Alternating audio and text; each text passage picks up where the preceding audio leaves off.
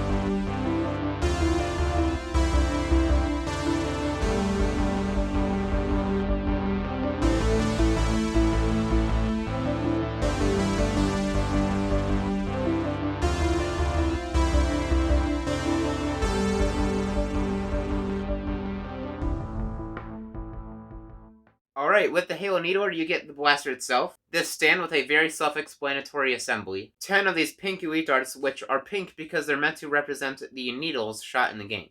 Of course, you get your instructions, and finally we have all these codes right here, which are for Halo Infinite, and I believe they give you a few skins in the game. And now to go over the blasters. So, starting at the front, we have the rotating cylinder, which holds 10 darts.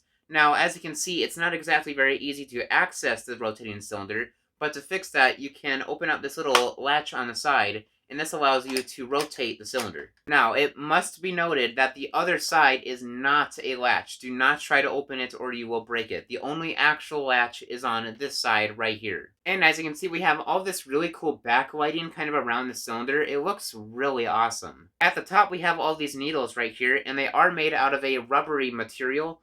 So it should be noted that you don't want to lay this blaster on its side for a long period of time, because then those needles will get bent permanently, and that might have even been a reason why they included the stand. On the back side, we have this little screen right here. In the game, this would be an ammo counter, although it doesn't have that feature on this blaster, but they did do something like that with the needles, which I'll be showing later. And now down to the grip. In terms of the ergonomics, it's not very good. I'm going to be honest. It feels somewhat okay when you first pick it up, but after a little while, this arch part really starts to kind of dig into your hand. It's really not that good. Although, to be fair, this is actually even better than the real needler grip, because if you've ever seen that, there's this extra part right here, which would be even worse to hold. So, at least they actually did modify it so it's somewhat holdable, but it's still not very good. But in the end, it is supposed to be a replica blaster, so it's not like it's supposed to be for super competitive use. It's not like you're going to be really running this in a war. So there's that. It's really just for collection purposes. But this grip does have a really cool feature. When you grab onto it, it turns on the lights. How cool is that? On the left side of the blaster, we do have the switch right here. So in the middle position, this is just the off position. If you move it to the left, this is the display mode, so you can put this on the stand and it just has the lights on, but you cannot shoot it. It's just simply for the lights. But then if you move it to the right position, this is when you can actually fire it, and then it has the feature where when you grab the grip, it'll turn on the lights. And then finally, this entire plate right here is actually the battery cover. This blaster runs on 6 AA batteries. Alright, and I believe I've basically covered everything about this blaster, so let's go outside and see what this thing can do on the firing range.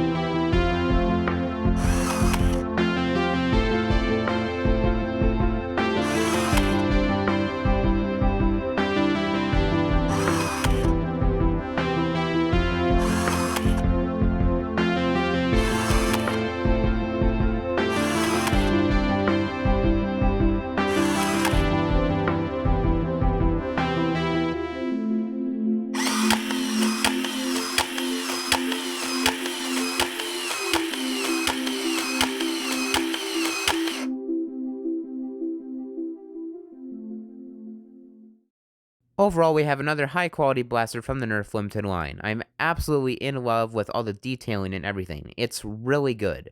However, there is one big thing that I did want to talk about, and that's the rate of fire. For lack of a better word, it's lame. The thing is that it uses the same internals as the Dart Tag Speed Swarm, which is kind of cool if you think about it. However, I do think they should have increased the rate of fire on it because in the game, the Needler is pretty fast.